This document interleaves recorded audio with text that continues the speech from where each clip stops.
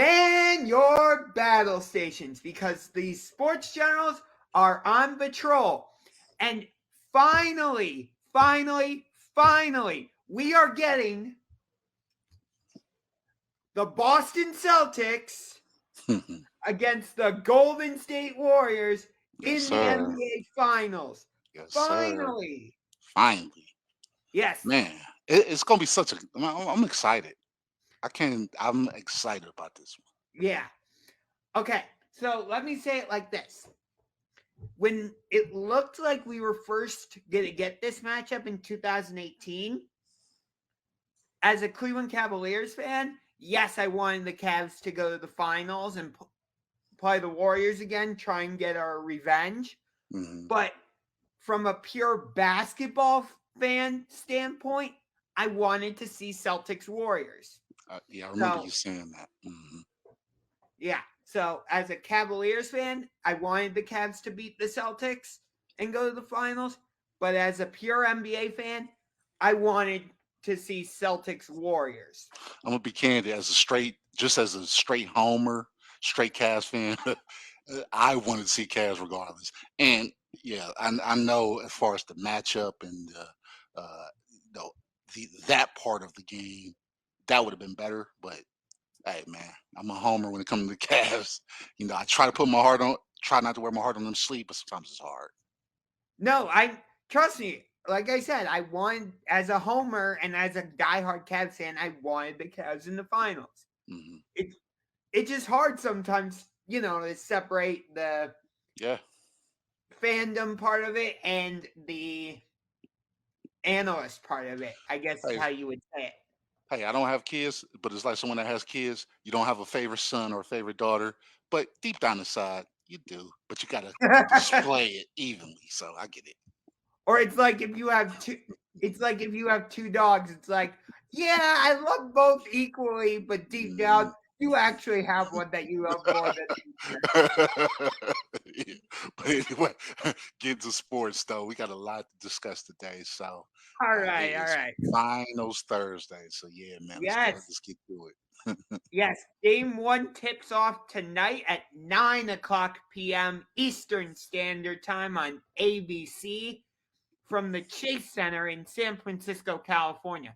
Wait a minute, did I just give a free promo to ABC? Free promo. Pay the man, pay him, send him Yeah, a check or pay at or cash app him or me. yeah. I'll give it to All him. right, ABC. I just gave you a promo. Can you pay me a Right. little bit? Or put us on. Yes. Anyway, so correct. We have Warriors Celtics. And when I look at just looking at the starting lineups, pure because the bench is a different discussion, but looking at just the starting five for each Mhm. team, going through the individual matchups, there's not one where it's like, oh, that's a bad matchup. That won't be interesting. Starting with Steph Curry against Marcus Smart, Mhm. greatest shooter in the history of mankind Mhm. against the reigning defensive player of the year. Great Mhm. matchup. Absolutely. Jalen Brown against Clay Thompson. Sure, Clay Thompson isn't quite what he was, but Mhm. you got to give him a little bit of the benefit of the doubt because he's Got coming off of two major surgery or injuries, I should say. Yeah. Serious injuries at that. Yeah, but he's Mhm. getting back to where he was. Mhm. And then Jalen Brown, he need, he needs to be a little bit more consistent, but he looks like he can reach that all-star, maybe superstar caliber player. I'm not sure yet. And then so that's a good matchup, but it could turn into a great matchup. Right. Jason Tatum against Andrew Wiggins. Jason Tatum, many people believe he is already a superstar. Um, I need to see a little bit more, but he's close. Yeah, he's Andrew close. Wiggins, he hasn't lived up to being he hasn't lived up to the hype of being the number one overall pick, but he's been a solid player for Golden State. Absolutely. He's fit perfectly into the role he was designed for Hmm. or that was designed for him, however you want to say it. Yeah, it's no pressure on him. Exactly. Hmm. But if you don't pay attention to him, he can go out and score 20 plus points in a game. Yeah, it's like a sneaky 20 points a game. Like you not paying attention. All of a sudden, he didn't slip through the back door.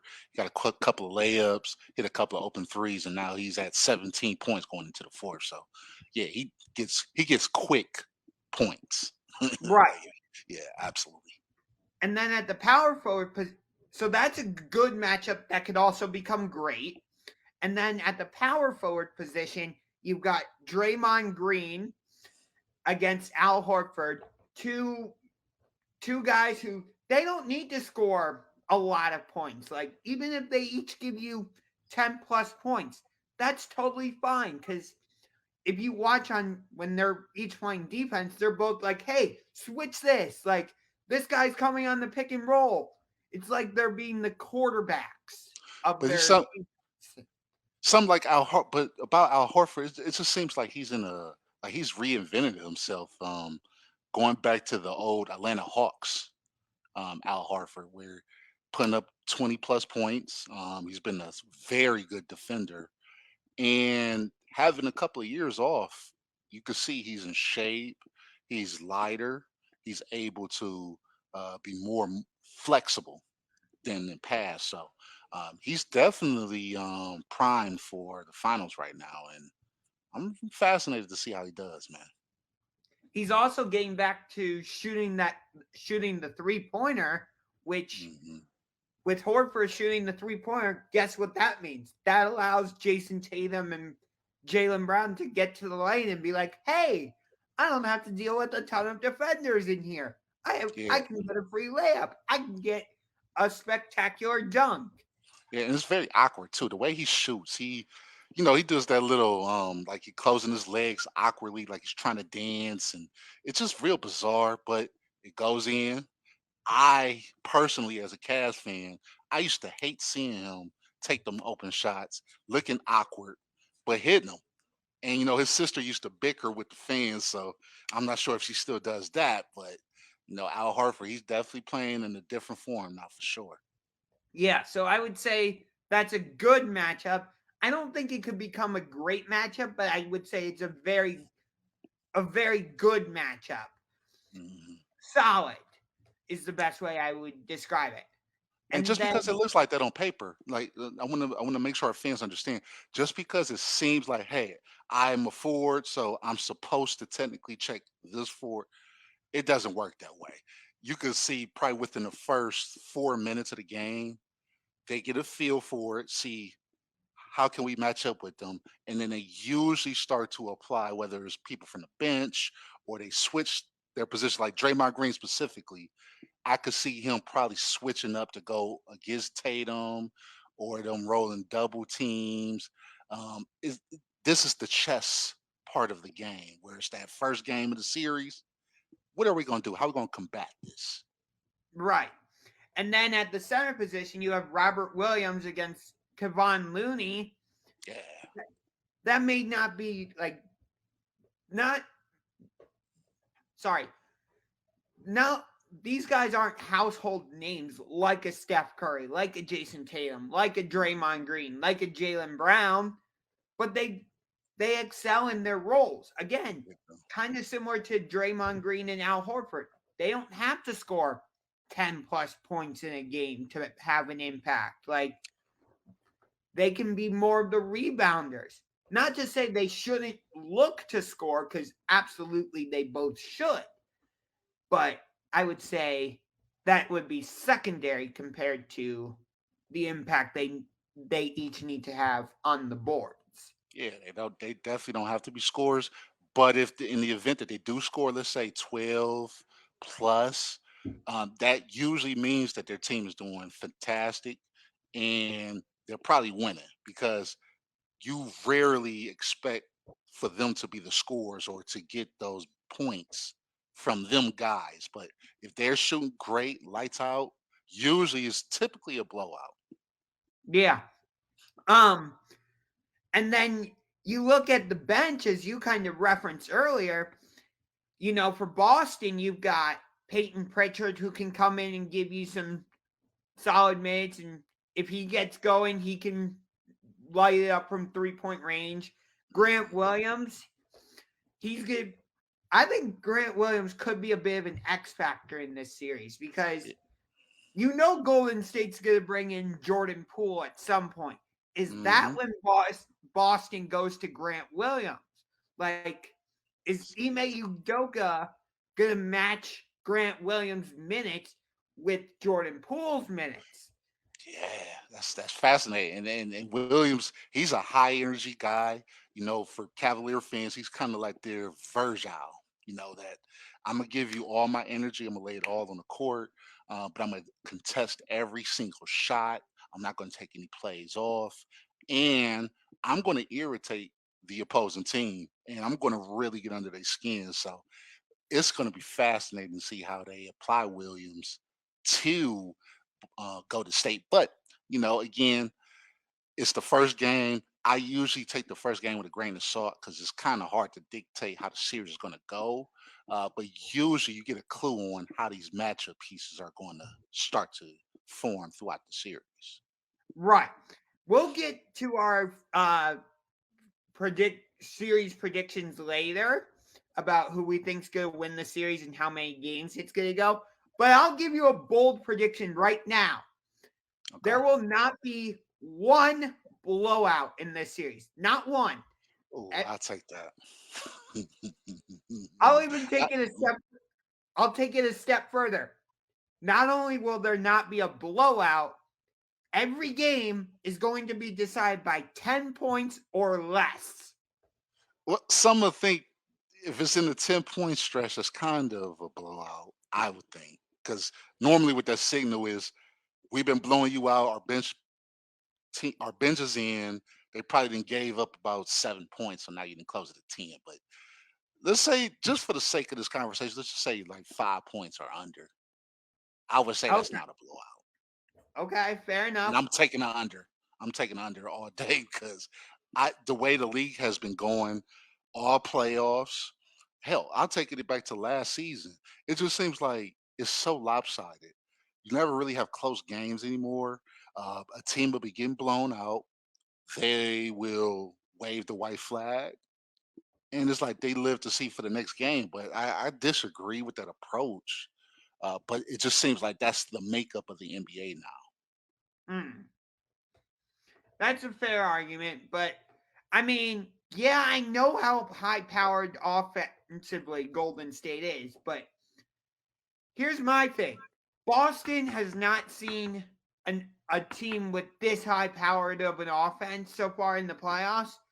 But conversely, Golden State hasn't seen this caliber of a defense on their road to the playoffs. Look at Golden State's path to the finals. Hmm. First round, they go against the Denver Nuggets, who, yeah, they had the MVP Nikola Jokic, but they didn't have Jamal Murray and Michael Porter Jr. So It's true. they didn't face a, a full Denver Nuggets squad. Not to say Denver would have won that series if they had Jamal Murray and Michael Porter Jr., but I think they would have made it more interesting. Yeah, it might have. Like, yeah, that's yes, that's an unanswered question. But had those two players been, we having a whole different talk, Mike.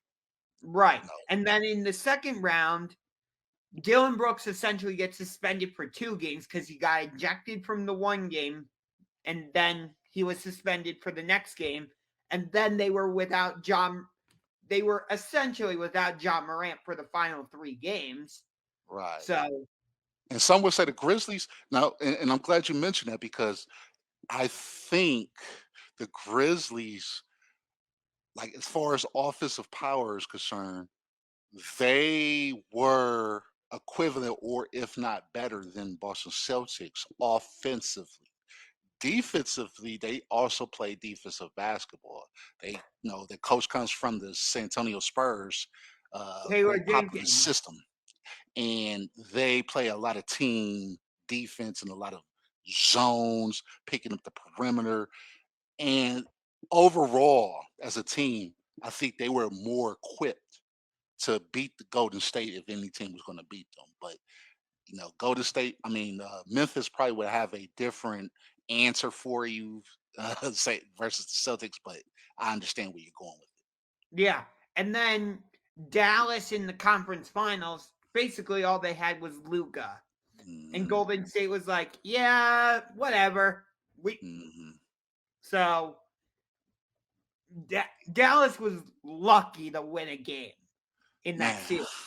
yeah, they've won that pure off of just hard emotion in the fans because it should have been they should have got swept. I'm gonna call it Absolutely. for what it is. And I'm a big Luca fan, and yeah, he at least he learned. There's a lot he has to work on if he wants to take it to that next level. Right. But yeah, they just got cooked. What? But then you look at the Celtics' road to the playoff or to the finals. In the first round, yeah, they had to go against Kevin Durant and Kyrie Irving, but Mhm. I never really got the sense that the Nets were going to win that series. There was Do you something think if just Ben Simmons would have played, they might have won? Just a question. I think Ben Simmons could have made the series more interesting, Okay. but do I think Boston would have lost that series? No. Something just felt off about the Nets during Mhm. all 4 games of that series. I can't like put my finger on what exactly felt off. Kyrie. Sorry about that. Kyrie, what? Um, yeah. And then in the second round, the Celtics go against the defending NBA champion Milwaukee Bucks, but they're Mhm. without their second leading or their second best player, Chris Middleton. That Yes. could that could have made a huge difference in that Yeah. series. We having a different discussion. Had Middleton played, let's go on a limb and say, had he played 3 games, we're talking about the Bucks versus the Warriors now. Easy. Okay.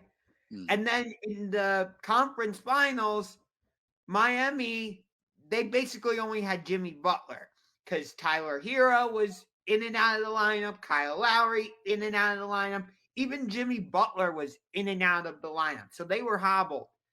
Yeah. Yeah. He was battling I believe a hamstring issue. And yeah, it just I mean, he played with character, with with grit. He took them as far as he could take them, but yeah, they pretty much maxed out and it wasn't enough, man. Yeah, you're talking about Jimmy Butler, Yes, sir. Jimmy Buckets, Jimmy Jordan, whatever you guys want to refer to him in the though. Jimmy Jordan. playoffs. Ay, ay, ay. I mean, the I don't know how to view the Celtics because Mm, think about it. Yes, they made it to the finals, but in order to get there, they had to win 2 back-to-back 7-game series against teams they probably should have handled a little bit easier. Yes, right.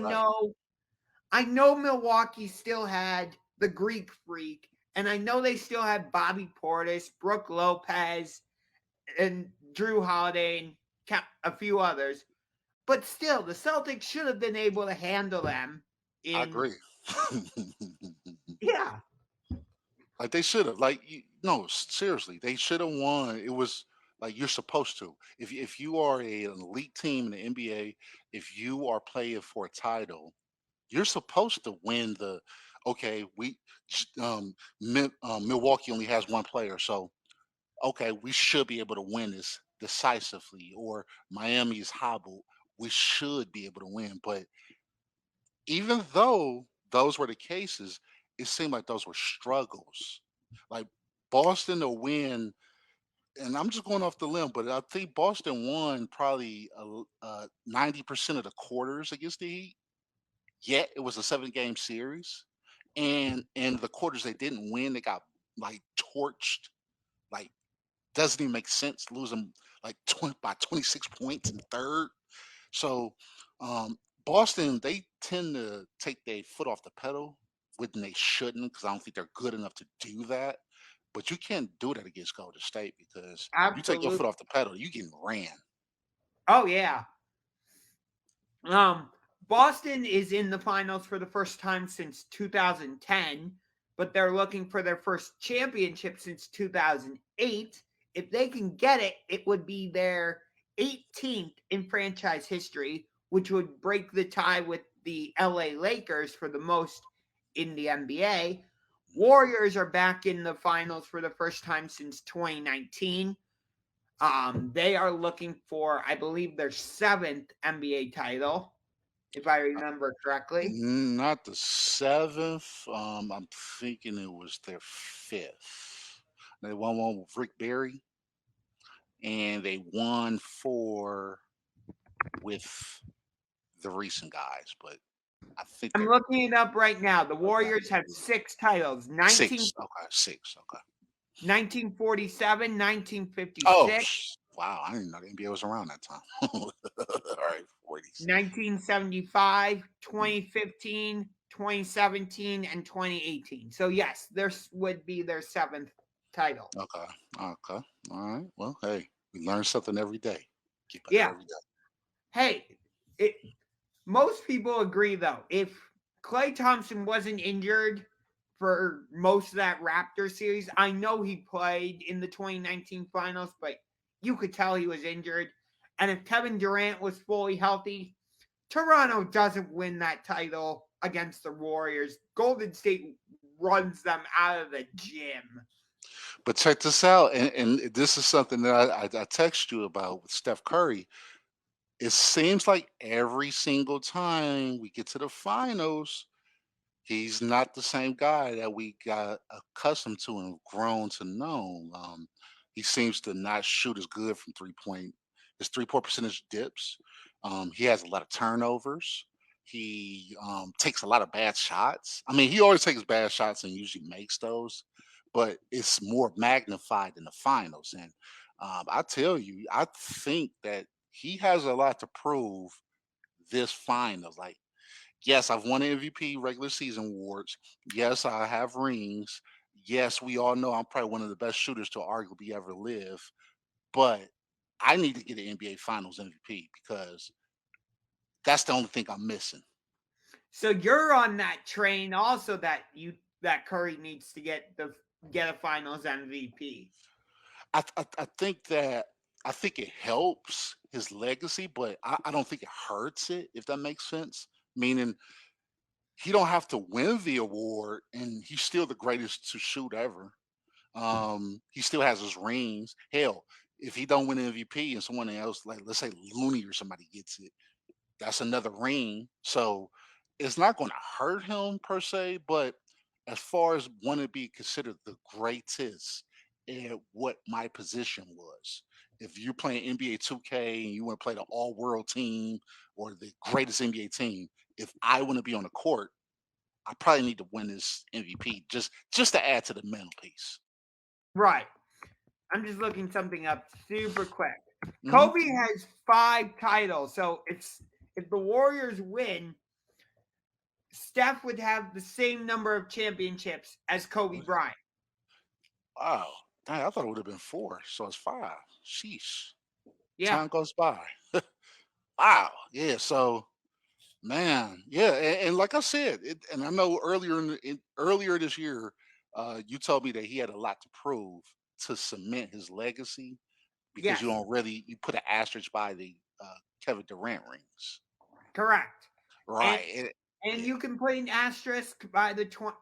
You can put an asterisk by all 4 of his championships in some way. 2018 and or yeah, 2018 and 2017 um were the Kevin Durant years where the Warriors basically looked unbeatable. And then 2015, you can put an asterisk on that one because I think a lot of people agree the Cavaliers would have won that series Hell if yeah. Kevin Love and Kyrie Irving were injured. Kelly Olynyk still will not forgive you Scumbag. for injuring Kevin Love, which I think he fully did that on On purpose. purpose. I'm still looking for him. If I ever find him. Yeah. um, Kyrie's injury, that was a freak thing. Like, you can't help that. But still, think Mm-hmm. about this for a second. Even Ky- without Kyrie Irving and Kevin Love, the Cavaliers were able to push that series to 6 games. And Mm-hmm. at one point in the series, Cleveland actually had a 2-1 series lead. They did. They did. And I tell you, they should have, man, despite the turmoil that we were dealing with, we still gave them all that they can handle, and Deladova was some would say Steph Curry's kryptonite. But I think if you sit back and you really think about it, all championships, there's always going to be 10% luck, 80% team effort, and then the other 10% will probably be mixed with the other team's mistakes and your gains in the game, right? So calls that could go either way. Um, that's how all championships are won. If you look back at even back when Magic won his rings and when Bird won, it's always going to be a catch. Like they played this team, but this team was missing this player, or this player got injured in the final. Like, it's always going to be something. So all you could do is just play who's on the court, um, give your effort, and try to prevail. And unfortunately, that's what the Warriors have done, despite the how I may feel about a championship's a championship. That is true. Which, by the way, I was if the Warriors win, it would be Steph's fourth title. So Yeah, that's what I thought. Okay, that's what I he thought. would be one behind Kobe because Kobe has 5 championships: 2000, 2001, 2002, 2009, and 2010. With Shaq, Whereas 2010 was not 2010 and 2009 were not with Shaq. I believe 2000, right? That was 2001, a and Gasol. 2000. Yeah. Yeah, Whereas but that was the big thing was Shaq. The only it was always Kobe or Shaq. Who contribute more to get the ring? And until he got Gasol on his team, Kobe was ringless and he was searching. And my Shaq ended up going to Miami. He won a ring, and yeah, it was a big debate. Do he need Shaq to win? So, you're right.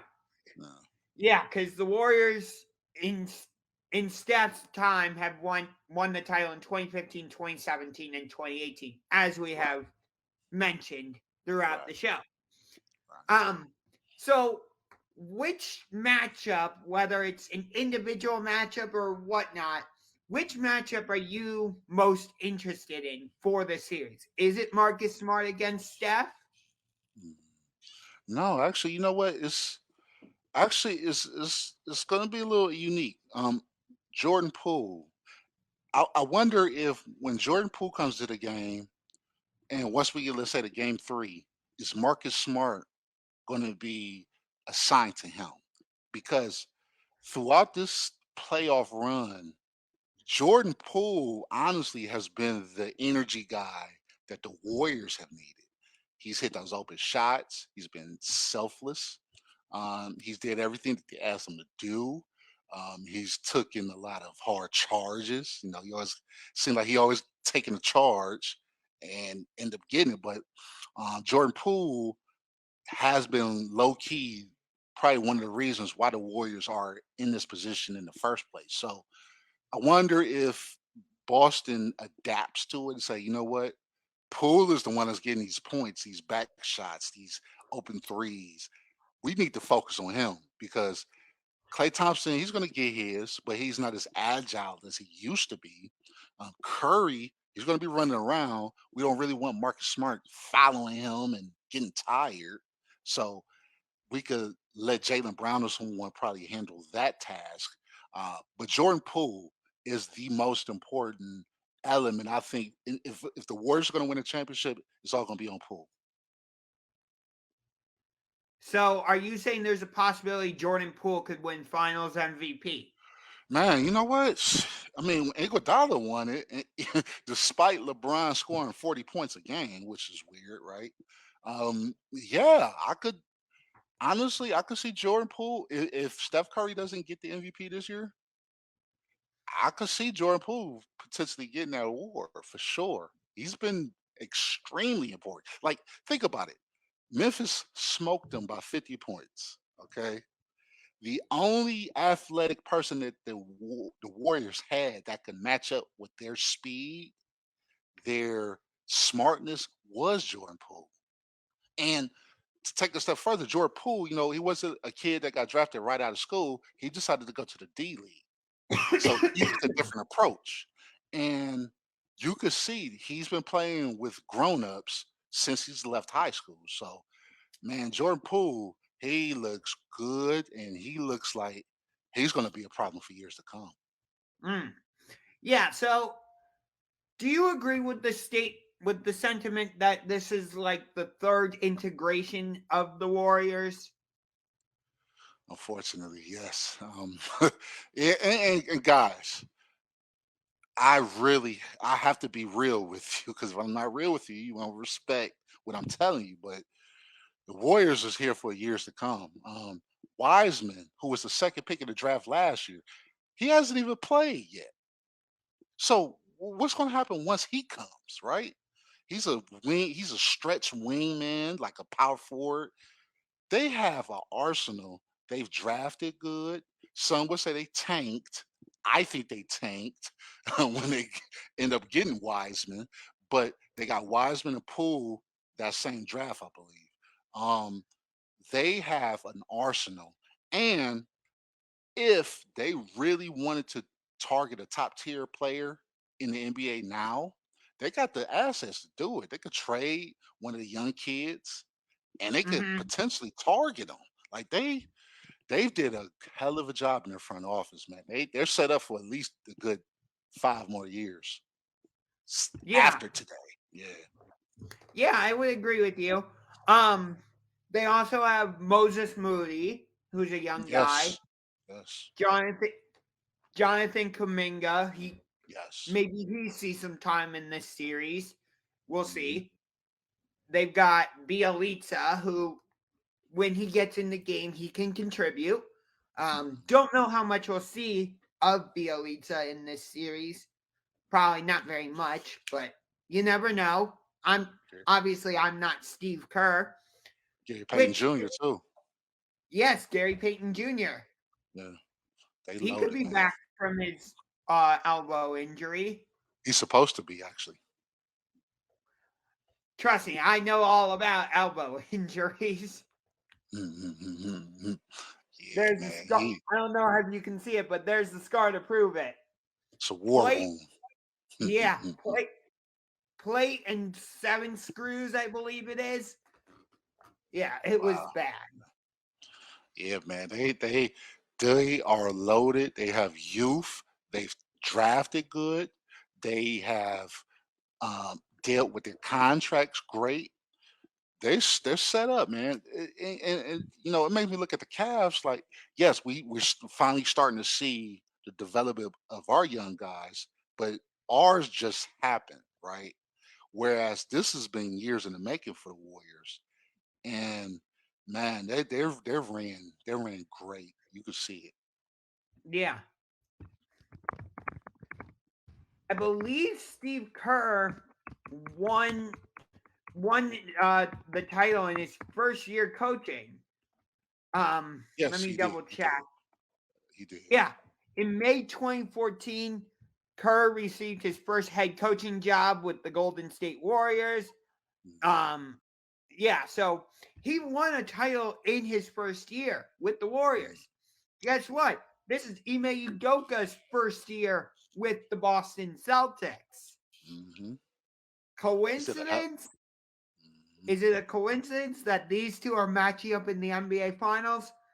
I think not. Yeah, he's did a hell of a job with Boston, man. Some think he should have won Coach of the Year for the NBA because, man, he once Brad Stevens decided to go up in the front office, Which some I was still question. Yeah, I certainly question that move. Me too. Yeah, and it's worked. It's worked to perfection. And he seems to be more of a defensive minded coach, but he is not afraid to get under they like to get into their face and bark at them if need be. I've seen him chew them up after they get ran, let's say 12-0, and he's on the sideline just barking at whether it's Jalen Brown, Jason Tatum. It really doesn't matter. He gets in their face, but you can see that the kids play hard for him. And it shows, man. He's did a hell of a job with Boston. Oh yeah. Um, God, I would love to go. I've never been to an NBA Finals game. Looking back, I wish I had gone when the Cavs made their run from 2015 to 2018, but I didn't for personal reasons. But if there's any NBA Finals matchup outside of the Cavs that I wish I could go out and see in person, it's this one. I It's gonna would be good, man. I would love to fly out to San Francisco and be part of the Chase Center atmosphere, and then or fly out to Boston, go to TD Garden, and be part of that atmosphere. Man, It's gonna be amazing, man. And I know the yeah, tickets out in Golden State is, I believe they look probably like one of the highest in the NBA. So you're gonna have to pay a pretty penny for it, but the experience alone will be amazing. yeah. I actually before they moved to Chase Center, I actually went to a game at Oracle Arena. It was a nationally televised game against San Antonio. I believe it Hmm. was the year the Spurs. Yeah, it was 2014 when the Spurs would go on to win the title against Miami in the rematch. And it was a great experience. Although it was a little disappointing because I had known how loud Oracle Hmm. Arena can be, Loud, and extremely loud. right, but so when I went there, I was expecting, oh, my ears are going to be bleeding, and not literally, but you know what I mean. It's a metaphor. Uh, yeah, and some would say that the new arena that they play at now is louder than the Oracle. And I gotta say, and it could be debatable, but they apply more towards the younger generation. And of course, the younger generation, they have more energy. They're able to cheer louder. They drink more.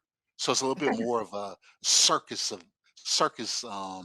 euphoria there. And if you watch how the guys they'll go to the arena, but they'll be outside doing the analyst work for like TNT or somewhere, but the fans is amazing out there, man. And they're getting younger, but they got more energy and it's louder. And the Warriors play off that for sure. Yeah. Unfortunately, I was a little disappointed when I was at Oracle because it didn't quite live up to the hype that I had heard about of it being like insanely loud. I'm like, wait a I minute, wasn't allowed. no, that night, I was like, I was shocked because again, it was a nationally televised game against the San Antonio Spurs. I'm like, Steph needs to go off, and he didn't really do that.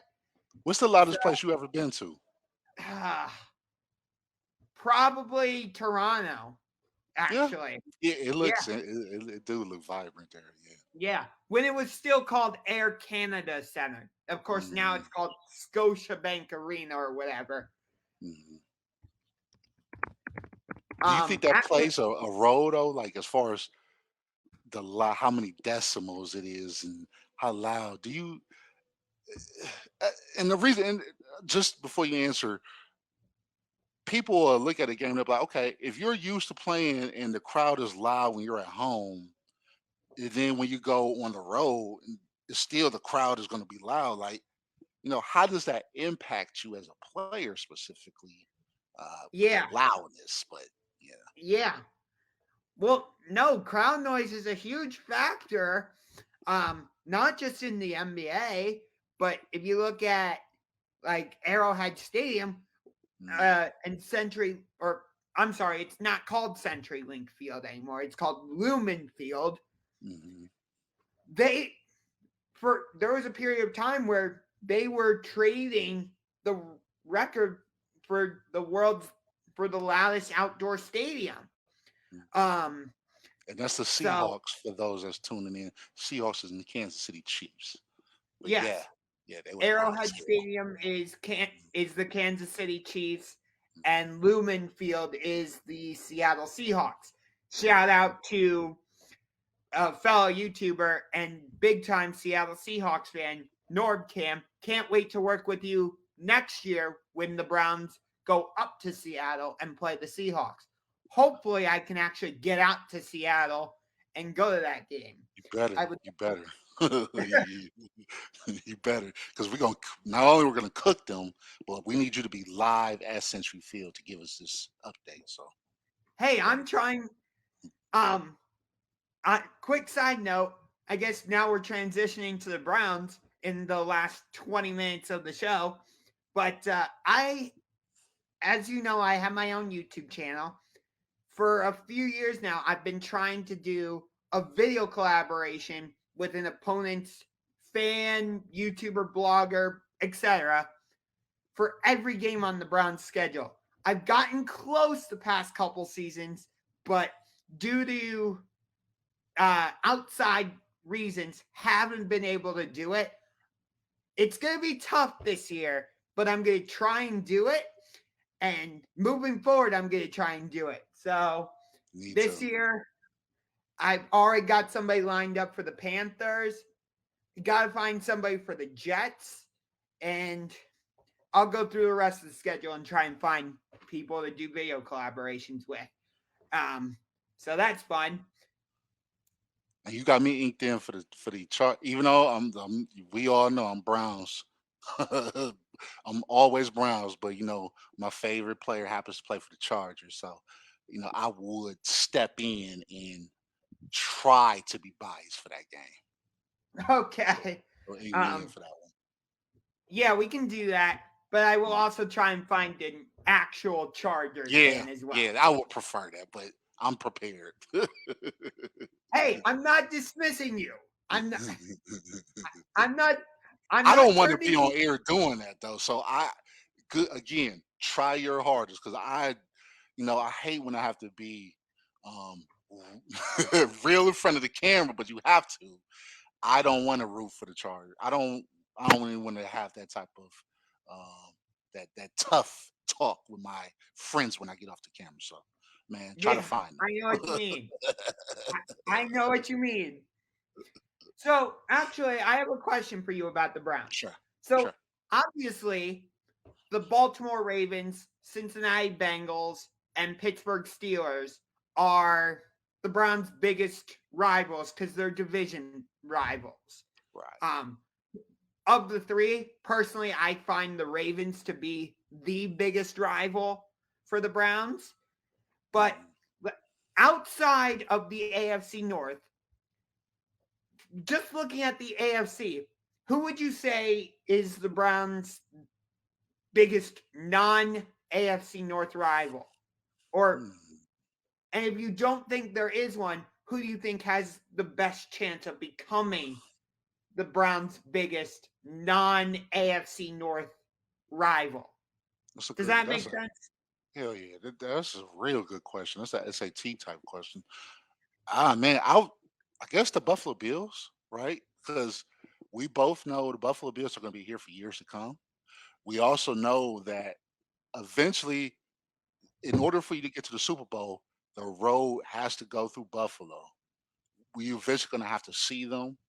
Um, had the Chargers have been, let's say, made the playoffs last year and had some experience, then I probably be having a different discussion now. But Buffalo Bills, I would think that's probably going to be our arch nemesis until we eventually overtake them because it looks like anyone that's going to go to the Super Bowl, you're going to have to go through Buffalo first.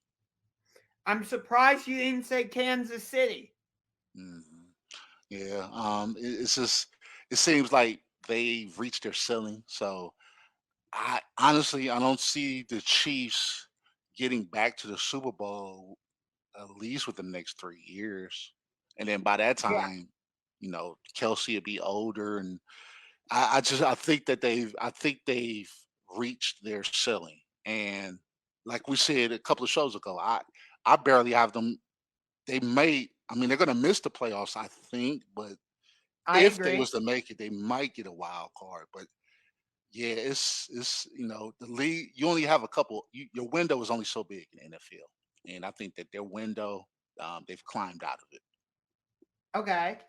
So I like your answer with Buffalo, and it makes sense. How about the Indianapolis Colts, though? I like them. I like them a Yeah, lot. I think that they did a great job of building that team. I think the Colts are always going to be here for years to come as well. I don't think the Colts have enough firepower to overtake us. In fact, I'll take it a step further. I don't think when it comes to the playoffs, I don't see the Colts being able to beat anybody in the AFC North because I think we're more physical than them naturally. But they're going to be here too. They're going to always be in the discussion. I just think they're always going to end up falling short. Just barely getting, like, let's say, the conference finals or divisionals. They'll get to those stages, but it'll always be that one thing that's setting them back, and it's because of superior talent they're going to get us. yeah. I'm still annoyed that the Colts are not in the same division as the Browns. I would love to see them match up with each other every year, twice a season. Dang, I don't know why. There's just something about seeing that blue horseshoe on the opposing sideline where you're like, this just feels right. It does, I yeah. again, It's interesting. I again, I don't know what the reason is for why I'm saying that, but there's just something about seeing the blue and white, the horseshoe I that you're tell just you, like, I'm an old man. I'm not that old, but I'm old enough to know that back when before they had Super Bowls and was NFL championships, the Browns and the Colts were technically, um, let's say, rivalries. When Johnny Unitas was playing, they always had to go. They always going to see one another. Okay, so Baltimore Colts at that time, Cleveland Browns, but they always were going to be in the championship discussions back in the '50s. So uh, look like history might repeat itself, but we'll see. yeah. The problem the Colts have had the past few years is they've had a different quarterback starting for them basically every year. Like this year, it's Matt Ryan. Last year, Carson Wentz. Year before that, I believe it was Philip Rivers. And the year before that, Jacoby Brissett, who's actually Cleveland Browns backup now. So Correct. yeah, they've always had different. And you know what's fascinating? I wonder, like with Andrew Luck, man. I thought he could have been like that next guy, right? And I believe this is year 4 with him being retired. But man, he's still got to be young. Like once he retired, that kind of set the Colts back a lot, and they had to go with this willing and dealing with at quarterback. So they never had some steady. But man, Andrew Luck, man, what a talent! And I just wonder if he even has the urge to come back because I know he still has some in the tank left. Yeah. At this point, I don't think he has anything in Yeah, the tank. yeah, it's pretty much to his dad. Um, but you brought up Jacoby Brissett. Hmm. Uh, the way these lawsuits are coming in for Deshaun Watson, we might need Jacoby Brissett to start the season. Hey, Yeah, I don't have any intel, so I don't know if Deshaun Watson is actually getting suspended or not. But so this is just me suspecting, if you will. But sure I feels believe like I believe the cases are up to 24 now. If I remember, 23. 23. So apparently, one of the ladies was watching the HBO special that just filmed last week, and she said that she felt more comfortable to come forward and, of course, add an allegation to the already 22. So 23 allegations, which again, that's the optics standpoint. That's just not good at all. It's no way to look at it that. actually is 20. It actually is 24. Sports Illustrated posted an article about it yesterday. Deshaun Watson 24. will face 24th civil lawsuit, Hmm. attorney says. So yeah, it is up to 24. Damn, that's interesting. Okay. Yeah, what is growing. Women feel more comfortable after they watch the special that just aired. But one thing to keep in mind, all of those ladies that's going through these civil cases, they all have the same lawyer. And that's something like I don't know. Where there's smoke, there's fire. But is this lawyer really sympathetic and care about justice, or is it more of a I'm trying to get a cash grab and I'll take anybody that want to jump on these civil? I don't know. It's hard to read, man. I gotta get more information on it, but I know they all have the same lawyer. It's kind of odd. Yeah, that is odd. Um, Looking at the Browns' schedule, though, if Deshaun Watson is suspended for, say, I don't know, 8 games, Hmm. that's not terrible because you've got week 1, you're at Carolina. Week Hmm. 2, you're home against the Jets. Week 3, Thursday night football against Pittsburgh. Pittsburgh's Hmm. always tough, but we don't know what the Steelers are going to be this season because they have Mitch Trubisky as their quarterback. Week 4, you're at Atlanta. Week 5, home against the LA Chargers. So that could be a tricky game. Week 6, you've got the Patriots. Can New England do replicate what they did last season? That remains to be seen, especially now that they are seemingly going without an offensive coordinator. Hmm. Week 7, you're at Baltimore. And then week 8, you've got Monday Night Football against Cincinnati. So a couple tricky games in there, but nothing too treacherous. Hmm. Yeah, they should. They should be able to weather the storm. We'll see, but they should, man. It's like honestly, let's say worst case scenario or best case scenario in this matter, he gets 4 to 8 games. We should be able to go at least 500, if not above 500. I would think, given that easy first schedule that we have for the season. So we got the pieces in place. We got the offensive line. We got everything that we need to be a contender. We have those. We have a serviceable yet intelligent backup quarterback. And hey, from an emergency quarterback standpoint, we still got that one guy under contract. So, you know, we'll see how He that goes. won't he won't be on the team come start of week 1. Don't worry We'll, about it. we'll see, man. It just seems like it's been dragging. Like, It does.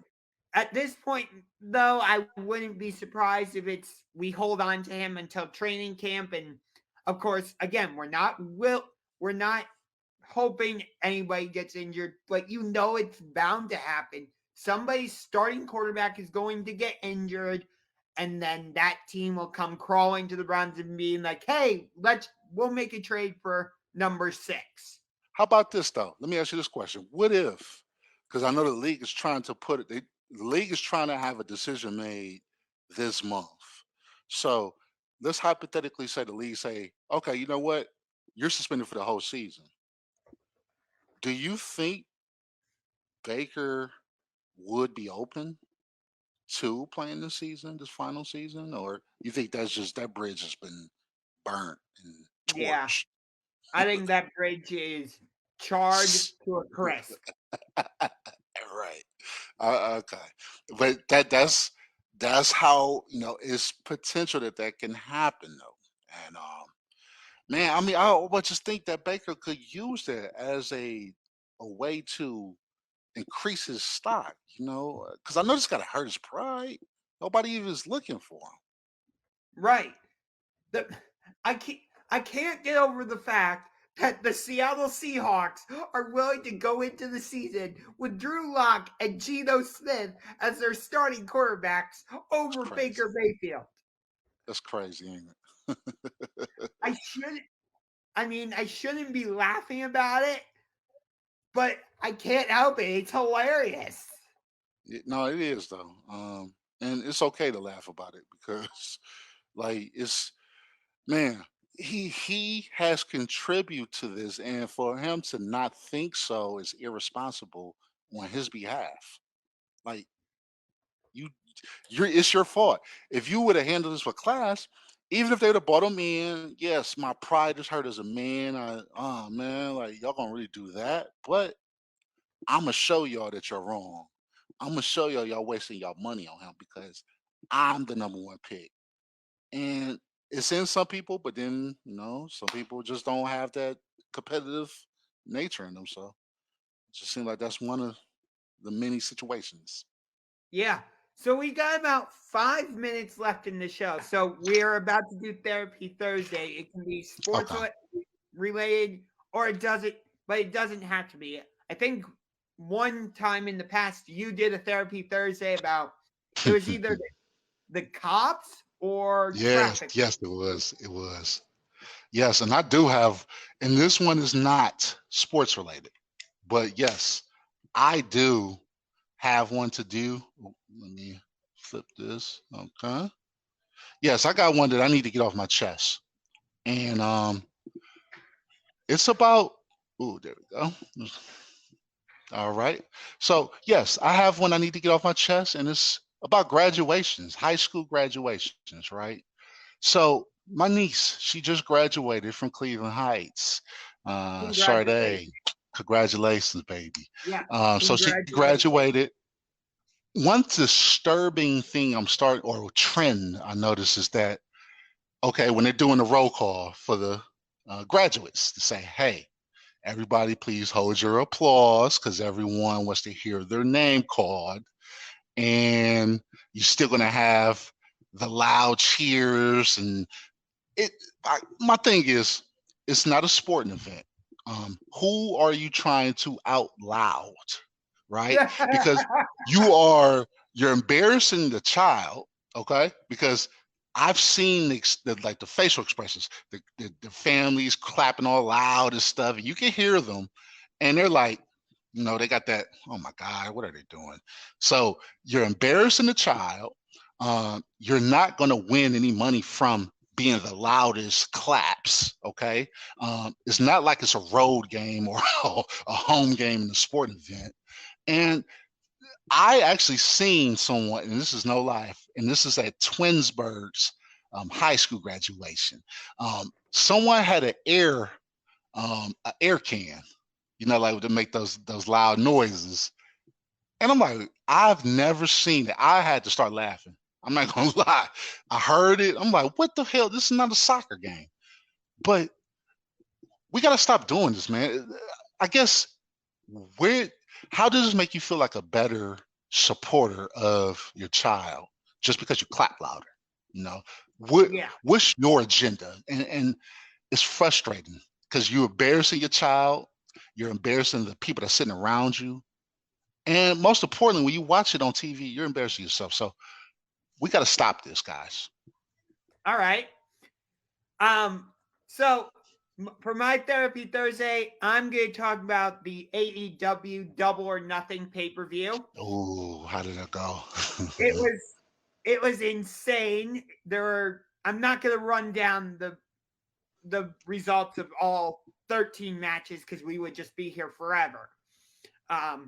Maybe I'll do that in my own separate video over on Unger to the Max, which you can, by the way, I should have said this at the beginning. Make sure you like this video and subscribe to the Sports Generals on YouTube. You will also be able to find this video on the Unger to the Max YouTube channel as well. I post it on both. After either I or Jason edits it and puts fun graphics and all the bells and whistles and stuff. So don't worry, we will get this video up in due time before game one between the Celtics and Warriors tips off, which we will get back to. We will get back to our predictions. We have not forgotten about that. We've intentionally saved that until the end of the show. So you have to keep watching. Yes. Um, I was hoping he forgot, but he didn't. anyway, getting back to my therapy Thursday. Um, I think AEW completely booked it wrong. I What? think CM Punk should not have been getting a title shot against Hangman Adam Page at Double or Nothing. It should have been MJF. I think MJF, even though he lost the dog collar match against CM Punk at Revolution, he still should have been allowed to get a title shot. Because guess what?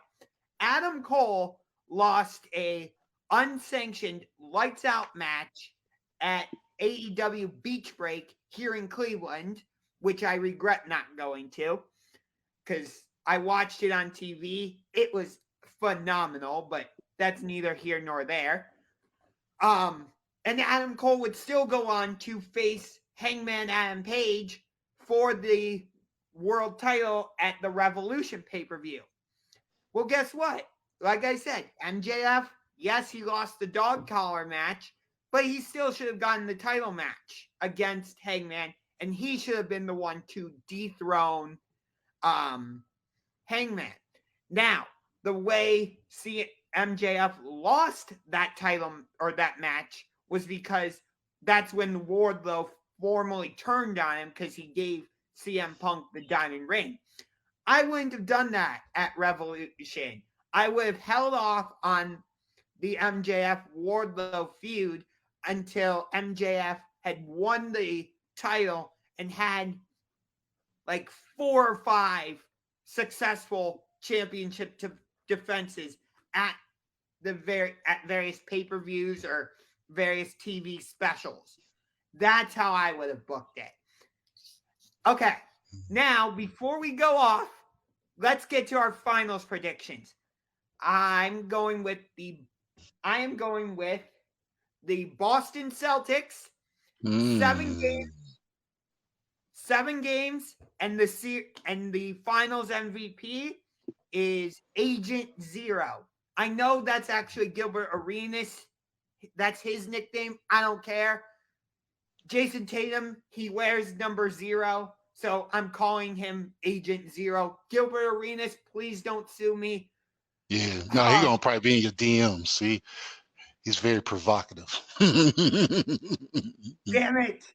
Okay, fine. Fine. I'm not gonna call Jason Tatum Agent Zero. I got your I back, don't man. know. You good. You good. We don't want no Fine. smoke, Agent Zero. Fine. I'll call Jason Tatum Sub-Zero. That's cool. Yeah. Okay, Yeah. we'll go with that. I'm with that. Okay. I'm gonna take Golden State, man. I think Golden State wins in 6. And I think they win in 6 because they win they win in 6 because it was already 3-1, and Celtics are able to push it to a game 6 barely, but yeah, I think it's going to be a decisive 6, and it's not a close 6. Okay. And who do you have winning? MVP? Yep. I got Jordan Poole, man. I know that Steph Curry's supposed to win it, and I know he's probably going to try, but he's probably going to be pressing. And when you're pressing, just like Kanye West said, when you try hard, that's when you die hard. And I don't think that's going to work. So I can see Jordan Poole potentially getting the MVP. All right. So we are divided on this, just like we are on So What's the Catch? Because Brian and James both have the Warriors. Chirk Berserk and I both have the Celtics. So on both shows, we are divided right down the middle. We will see who comes out on the winning end. Again, my bold prediction for this series, there will not be one blowout. Every game is going to be, for me, 10 or under is not a blowout. So you won't see a game be decided by more than 10. I say 4 of them is. 4 out of the 6 games. So game 1 is going down tonight. Get your popcorn ready because this is going to be a fantastic series. I cannot wait. But that's going to do it for this week's episode. Make sure you like this video, subscribe to the Sports Generals on YouTube, subscribe to Unger to the Max, subscribe to Manalytics as usual. If you haven't done so already, make sure you also subscribe to the So What's the Catch YouTube channel. You can also find this episode on the Sports Room podcast on Anchor. So you have no excuse not to watch or listen to this episode. You have no excuse. None. And we ain't trying to hear them excuses. No, because we will say, oh, that's because we will detect your excuses. We will use our excuse detecting machine. We do have one of those. And our driving machines to come to your house and say, no, I'm just playing. All right. I think that's going to wrap things up. We will see you next week. Hey, peace.